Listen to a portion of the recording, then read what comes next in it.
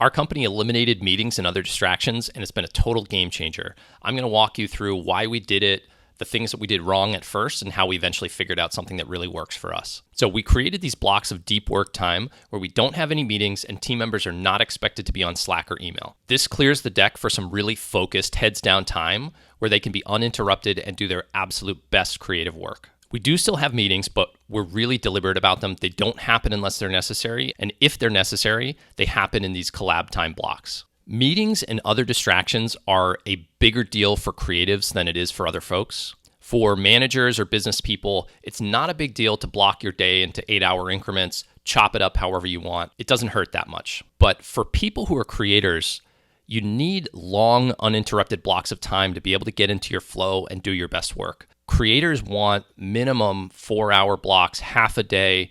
Ideally, you'd love to clear an entire day to just get in there and do your best creative focused work. So to a creator, having 2 meetings a day that are pretty spaced out really just can ruin your entire day. It can prevent you from getting in your flow. It doesn't leave you a long enough uninterrupted block of time to really get your best work done. And for us at Maven, this is especially important because basically 2/3 of the company really operates in this creator role. We've got the product team that's making courses and building software to help the learning experience. And then we've got a marketing team where the entire strategy is basically teach and put together this learning content that we put out there to build an audience. Those 2 functions, which make up about 2/3 of the company, really need this creator schedule to be effective and to do their best work. And as we scaled, we found it was much harder to give these people those long blocks of time because of all the collaboration across team members. Our first attempt at this, we called Studio Time, and it totally flopped. The idea was creators would each block one entire day where they were heads down and they were just focusing on creating. The problem is we weren't aligned. So here in this example, we've got Chris having his studio time on Thursday. I chose to have my studio time on Friday, and I need to collaborate with Chris on some things, so I'm bothering him on Thursday. Other people are on different schedules, so they're setting meetings on Thursday. So that nice 8-hour block that Chris thought he was protecting, it ends up getting chopped up because we're not all on the same page. The big breakthrough was getting everyone in the company on one schedule. Now, we divide our work week very deliberately into times where we're collaborating with each other and times that we're not, and we're heads down, focused on our own individual contributor work. The nice thing is, while you're getting your best work done, your teammates are as well, so you're not leaving anyone hanging because they're not looking for you during this time. During Collab Time, it feels very similar to any other company. We're meeting with each other, we're talking to each other, sharing documents, we're on Slack, we're on email. Maybe one nuance is during our collab time, we're all thinking about preparing for deep work time. So we're getting people things that we owe them so that they can unblock themselves for the next uninterrupted time.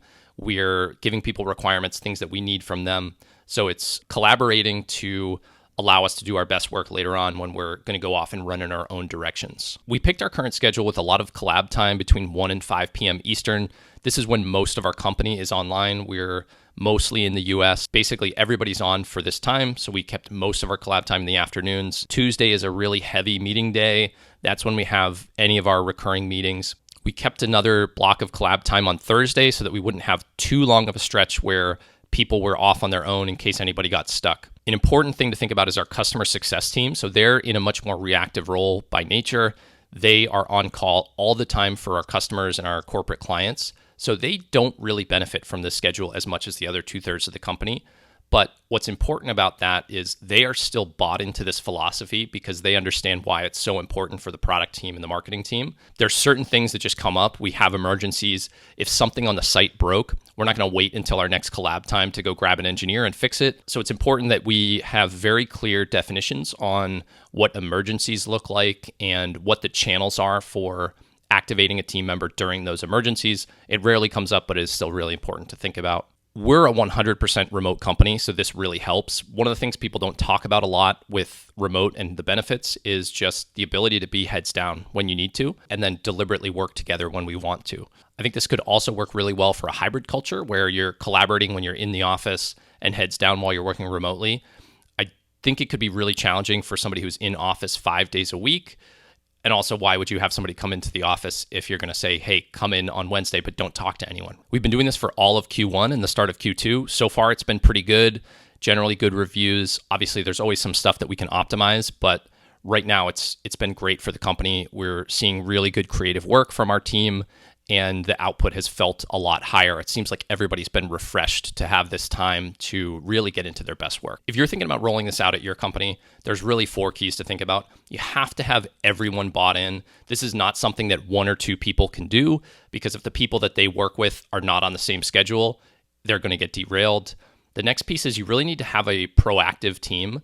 So our team members know that during collab time, they need to be looking ahead and thinking about what they're going to need from their teammates, so that come deep work time, they're not going to be stuck and blocked because they didn't think ahead and didn't get whatever they needed from the other folks. That's really important. Having an empowered team is also very important. So if every little decision requires going up the chain, this is not going to work. You're going to have way too much communication. So we think it's really important to empower decision makers at all levels of the company, so that most things they can use their own judgment, and then they can operate in their role in a vacuum when they need to. And finally, like we talked about before, you definitely need to have a playbook for emergencies. You can't just have everyone going offline and assume that things will always work really well for you. It doesn't come up a ton, but you need to talk about that ahead of time. If you could do these 4 things, I think this can be an amazingly successful strategy. We've felt really great about it. It's really refreshed our energy as a company. If you want more detail about some of the things that we tried and what worked and how we actually implemented this and how we rolled it out with the team, we've got a full write-up on our blog. It's called Deep Work and the Case Against Meetings. So check that out.